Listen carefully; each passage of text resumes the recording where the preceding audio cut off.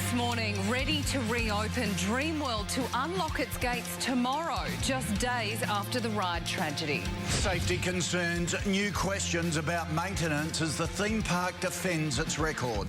Candlelight vigil, hundreds gather overnight to remember the lives lost. Breaking news, earthquake strikes. Italy rocked just months after a powerful quake that killed hundreds. Childcare shock, the search for answers after a baby dies at a daycare centre hit by a gastro outbreak. Harry on ice, the Prince presented with skates by admiring fans. Also this morning, the rise of the greypreneur, how you can join the revolution. And starstruck, Donald Trump's Hollywood memorial under attack on this Thursday, the 27th of October, 2016.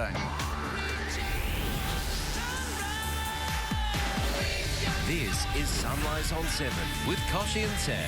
Hello, thank you for joining us this Thursday morning. Also coming up this morning, hair-raising legal battle. The Sydney teenager going to court over his mullet.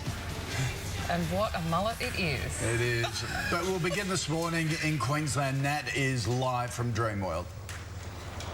Koshi and Sam, good morning. Dreamworld has decided to open its gates again this Friday for a memorial for the 4 people killed here on the Thunder River Rapids ride. It comes as more questions are being raised about the park's safety record. Let's go to Sunrise correspondent Michelle Tapper live from Dreamworld today. Michelle, run us through how the theme park is responding. Good morning, Nat. Well, the theme park has released a statement saying that safety is a top priority here and also that they are compliant with all safety regulations. In fact, the Thunder River Rapids ride had just passed its annual mechanical and engineering inspection at the end of last month. But that's little comfort for the families who've lost loved ones and for everybody else that's thinking that that could just as easily have been me on that ride. Hundreds come together for a candlelight tribute for the 4 lives lost on the Thunder River Rapids ride. An outpouring of sympathy for victims these people never knew. Like many Australians, they still feel the heartache of this unthinkable tragedy. I can't believe he's gone. I'm sorry. Luke Dorset died alongside his partner, Ruzi Aragi, and his sister, Kate Goodchild, all visiting from Canberra. I love him and I miss him, and he's my baby brother. 42-year-old Cindy Lowe was also killed on holiday with her partner and children. Kate's 12-year-old daughter, Ebony, and Cindy's 10-year-old son, Kieran, managed to jump clear. From what I've seen, almost a miracle that anybody came out of that. 7 News has been told water pumps at the end of the section of the ride failed. An empty raft in front was lowered and became stuck.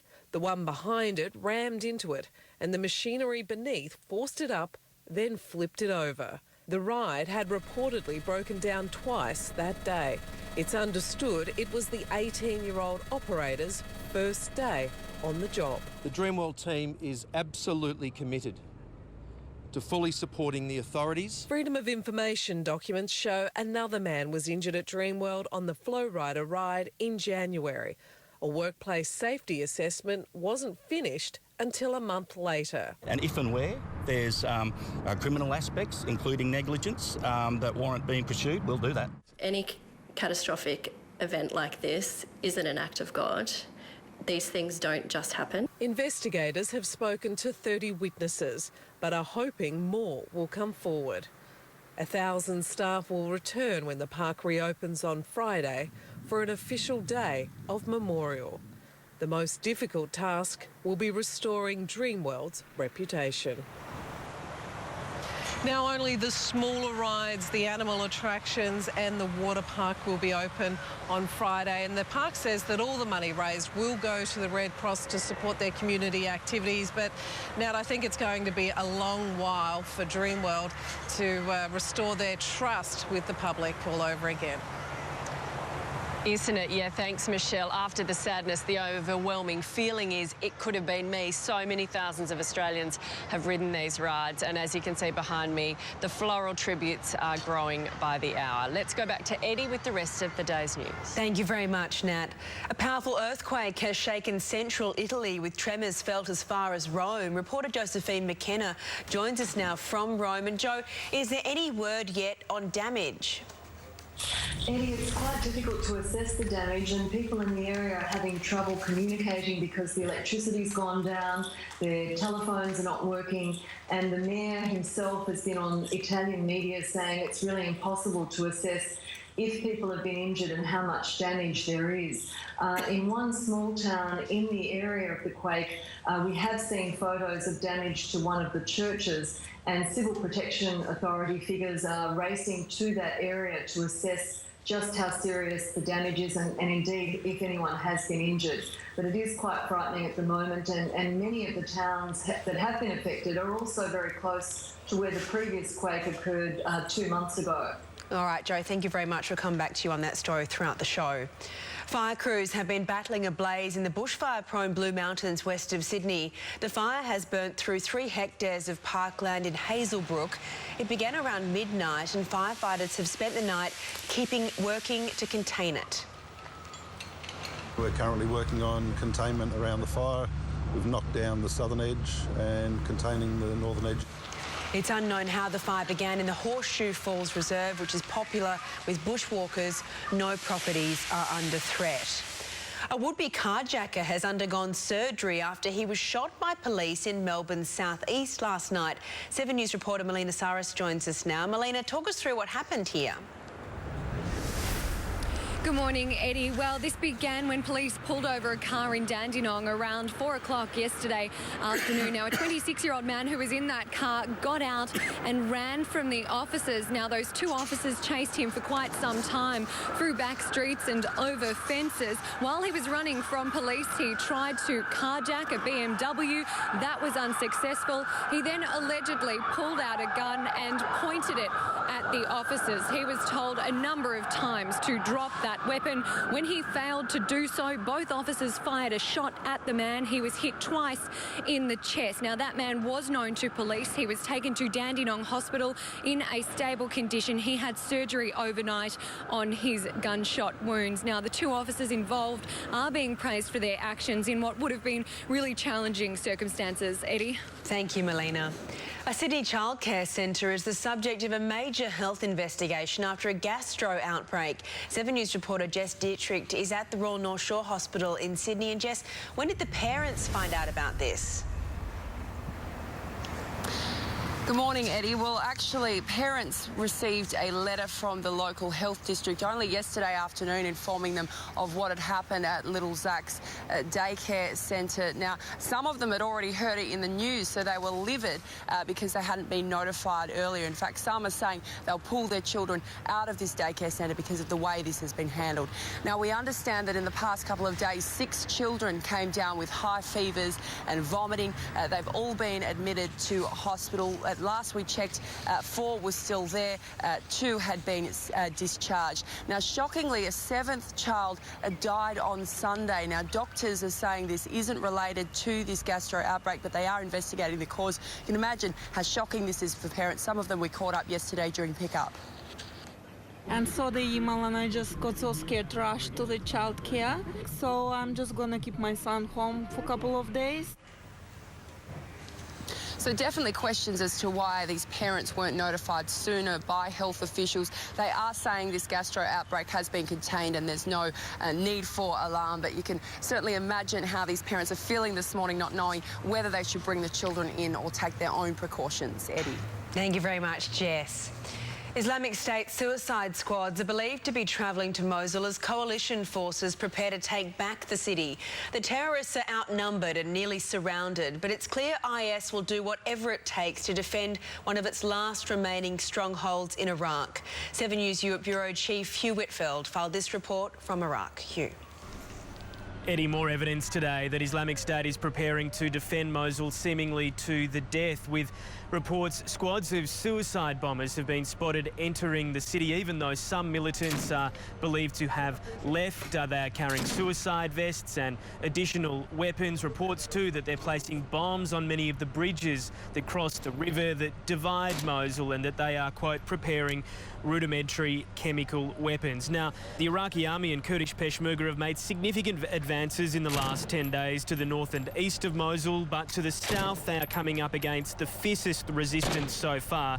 Troops there are still 30 kilometres away from the city, and today additional troops have been brought in along with the Iraqi police to try and push closer into Mosul from the southern side. We spent the day with the Kurdish Peshmerga on the front line to the northeast of Mosul, where units are using abandoned homes as sniper locations in the hope of providing cover for families who will try and flee these villages still held by Islamic State. Eddie. Thank you very much, Hugh. Prime Minister Malcolm Turnbull is touring regional Queensland, trying to shore up support lost to Pauline Hanson's One Nation party. Political reporter Amelia Brace is in Canberra for us this morning. And Amelia, the PM appears to be in campaign mode without an election. Well, there's no federal election, Eddie, but the Queensland state election could be called in just over a year. And there's speculation One Nation could claim around 4 seats as it targets farmers and the rural vote, people who would normally support the LNP. Malcolm Turnbull knows it, and alongside a number of his ministers is blitzing the state. Yesterday, the Outback tour took him to Winton, where the Prime Minister pledged $8 million to repair the Waltzing Matilda Centre. The major tourist attraction was damaged by a fire last year and clearly struck a chord with the PM. Let's take a listen. It stirs the heart of every Australian whenever it is sung, whenever it is heard, wherever it is read. Today, Malcolm Turnbull will join Barnaby Joyce in the heart of cattle country, Rockhampton, where One Nation claimed 15% of the vote at July's federal election. Eddie? Thanks, Amelia. Still on the elections, a different kind this time. Donald Trump has taken the morning off campaigning to open a new hotel in Washington, D.C. Live now to 7 News US correspondent Angela Cox in Kinston, North Carolina. And Ange, the new hotel is just a few blocks from the White House.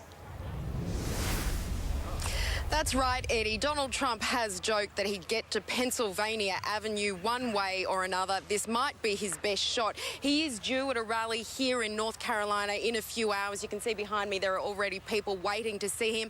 It makes sense for him to campaign here. It is another crucial state for him to win, and the race here is very tight. What's not so obvious is his decision to spend the morning in Washington, D.C., which he has zero chance of winning, to promote his business, a hotel that actually opened last month.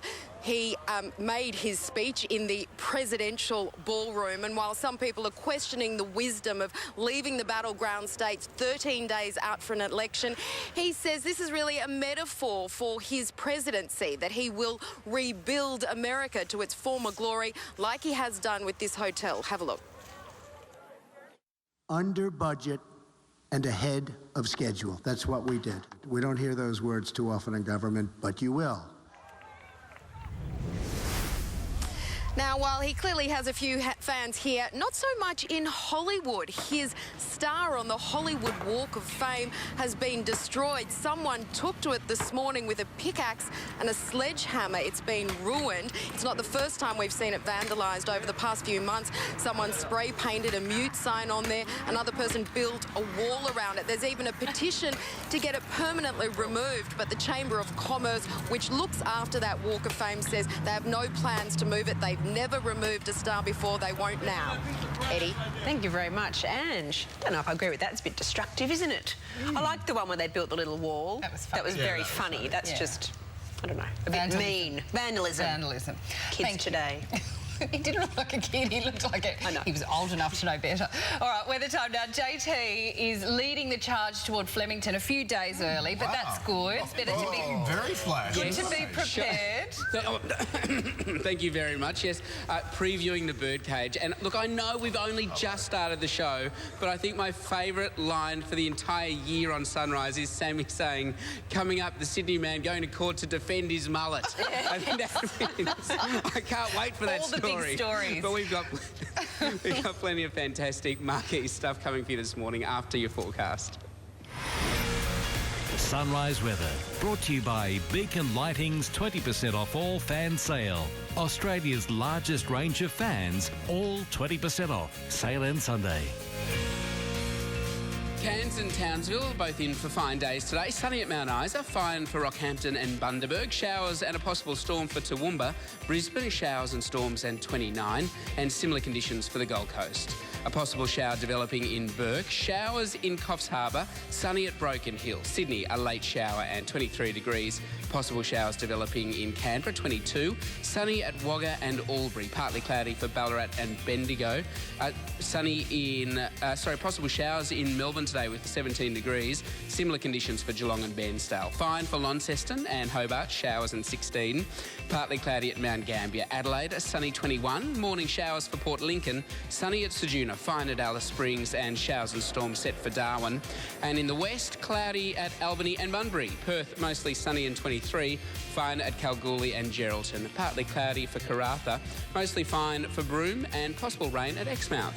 So we're kicking off in the Lavazza marquee. This is classically Italian. Can you believe it was someone's job to go to Milan and photograph the gallery? This is the gallery in Milan, or the Galleria di Milano. Luca, thank you. Look, I'm looking forward to the mullet story. Yourself? Me too. I'm more looking forward to a distinguished gentleman coming to the Lavazza marquee for a coffee. You can't talk about a mullet story with that accent, can you? Thank you very much. Cheers. Great way to start the day. Can we have coffee every morning, please? First cross, coffee cross. See you soon. Sure, we can arrange for that. All right, James, thank you. Coming up on Sunrise, the Aussie cricketers pushing for a test recall, plus AFL superstar Gary Ablett's shop request for a trade home to Geelong. Also, how baby boomers are turning their golden years into rivers of money. And Mel Gibson's son. It was an experience like no other. I mean, it was awesome. I mean, to work with him, being my father, and as a director, it was crazy. Milo opens up about his new role in Mel's Australian war epic.